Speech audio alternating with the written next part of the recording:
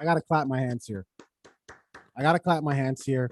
And we talk a lot of ish on this pod, so it's very possible that I could have taken an opposing side on the conceal carry. I can't even remember. I can't. I know we talked about New York saying, yeah, you can carry, and we kind of scoffed at that, or maybe it was just me. But Elijah, what's his name? Elijah Dickin. Mad claps for that homie. For the homie in the cargo shorts and the tee, shopping with his girlfriend in the Indiana Mall. Yep. Homie basically put on the superhero cape and did what he had to do, because there was some cargo shorts is a new cape. there was some random in the bathroom with an AR-15, of course, mass shooter weapon of choice, and he popped out in the mall, in the what is it, where everybody's eating food, just starts letting off. Food court. Now, I didn't know this, and please clarify, but my understanding now is if you do conceal and carry and there is a situation like this, I don't think you are legally obligated, but I think it's more of a moral thing that you kind of do have to step in. Am I wrong on this? You don't have to do shit, no. My weapon is to protect myself. I mean, there are going to be people with the hero complex, Superman complex. They want to help save somebody. But thank God this ended up in a good way. Like, imagine the man had an AR-15 who was shooting. Yeah. You know what I'm saying? So if this is not a good message to send out to people, because there's going to be people out there now with guns that aren't trained. Because from what I'm reading in this article, witnesses are saying this guy was pretty accurate from a distance, first of all. Freaking Call of Duty level. It was tactical, yes. And it looked like he was trained. So that's the main part that I want everybody watching this to take into heart. No, you cannot go out and live your superhero dreams and hope for something bad to happen and go, because you will be sprayed with an AR-15. But I mean, it's great in this story. It's great. It's great for this guy. I got to be honest with you. I think this is a beautiful thing. I think this is actually a deterrent for the psychopaths out there who show up with automatic weapons and think they're just going to flatten everything standing. No, if you are in a concealed carry state, there just might be somebody in cargo pants that'll put a bullet in your head. Now, obviously, it's a risk that you take. Like you said, he may have gotten shot himself, right? Also, when the cops show up, when the cops eventually get there, well, who's the shooter? Because it's not every day you just see somebody with a gun out in public licking off shots. I mean, probably it's going to be the guy with the AR-15, but you don't know, right? So say he lays the guy out, cops come, so there's still tons of commotion. They only see one shooter. All they know is there's a shooter. Boom, now he goes. Right. So you really do take your life into your own hands when you do something like that. But I don't want to lose the point. I think this is amazing. I think conceal and carry is a beautiful thing. And I think it's a 100% absolute deterrent, because if I'm a psychopath and I'm going to go out and my mission is to kill as many people as possible, I might think twice, or maybe plan a little bit more carefully, right. Or maybe go to a different state where conceal and carry isn't a thing.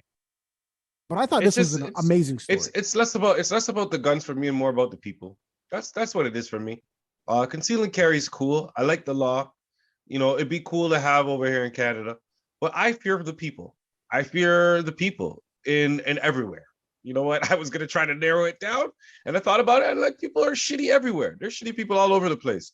And like I said, somebody's gonna take this conceal and carry, and they're gonna Zimmerman it. And it's going to be a whole different type of story. And I'm not just talking necessarily a racist situation. It could just be something where, like I said before, it ends up tragically for the person who wants to be the hero. Or somebody just feels the need to just do it in a situation where it's not even necessary now.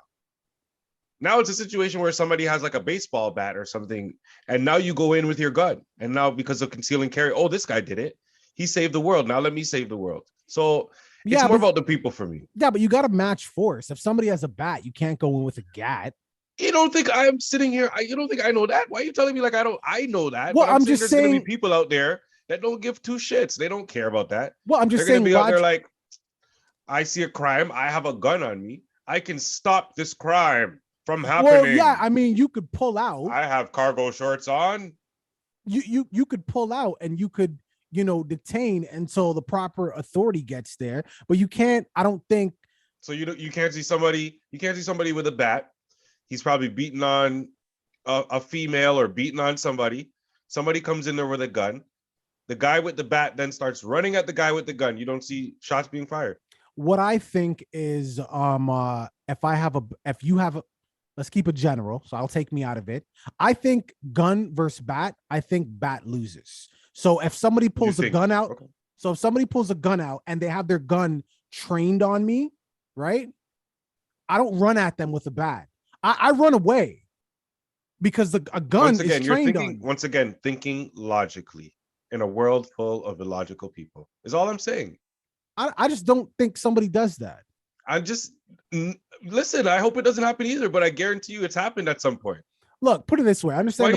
How do you think the saying came up? Don't bring a bat to or knife to a gunfight or whatever the hell the saying goes. Listen, I don't disagree with to the larger point you're making, which is somebody abusing that concealed carry. I think that can happen. Mm-hmm. But at the same time, if the person is abusing that, they're automatically in the wrong. In a situation like this, where somebody's trying to flatten an entire mall and, cargo shorts man shows up, cargo shorts signaling in the sky, he pops up and he lays him out. What's wrong with that? Nothing's wrong with that. No, nothing's wrong with that. Nothing's wrong with that. So, but again, this is a vigilante, right? So I just think this is just more about like, okay, are you, and when I say you, I'm speaking generally, viewing public, leave it in the comments and hit the sub. Are you for vigilantes? Are you against it or are you for it? And if you're against it, you're obviously not a Batman fan because he was a vigilante, right? I'm just saying, like, I'm with this. And by the way he handled this situation, he made the cops look like idiots. Granted, he had the upper leg. He was just in the situation. He was there when it happened, right? But like, I just look at how he handled it. And then I think back to the Uvalde school shooting. And by the way, if you haven't seen the video of the cops in the school is on our channel. According to reports, this guy was bobbing and weaving. He told his girl to duck, but he was the man. And he's not even trained. And these are cops geared up, everything, and they couldn't take out one guy. He's not police trained. He wasn't. Yeah, okay, fine. But what kind of training does he have? Obviously, he has some kind of training. Call of Duty, nigga. Some kind of tactical training. Obviously, just based on the what I read about the witnesses that were there and what they said that they saw him doing and the motions that he made, he's obviously trained in some way. Yeah, he's watched movies before. He's watched movies with a little bit of common sense. So in your mind, he's watched movies and he was able to hit this guy from a distance with a handgun. And that to you doesn't require any training at all. I think that requires practice. Okay, this is exactly why niggas like you don't need conceal and carry anything. I think that requires practice. This is exactly why. Going to the range. This is exactly why. Going to the range. You don't need to conceal or carry nothing. The range. Absolutely. I don't think this guy has any training, any formal training. I'm not even going to argue with you anymore on this because if that's what your stance is, you said it here and let it stand. We'll see what people think. You think it takes more than practice? Let me know. Do you think it takes more than just practice to become very accurate with a handgun from distance? I just want to know anybody who actually owns handguns and stuff like that. Yeah. Okay, that's a great question. Do you need some kind of training? Do you have to or can you just go casually to the gun range every now and then? I just want to know. Maybe you can. I didn't say anything about casual. I didn't say anything about casual attendance on his off weekends. Right, I said he probably goes to the range and he's worked on his marksmanship. That's what I think. When you're talking about training, you're talking about, you said obviously there's no police training, but you're talking about some other type of formal training. I don't think he has that. And that wasn't indicated in the report that we read. I just think he has a lot of practice. He watches a lot of movies and plays a lot of Call of Duty. Okay. That's what I think. Viewing public, What do you think? Leave it in the comments. But before you comment, hit the sub. Get your cargo pants ready. Deuces.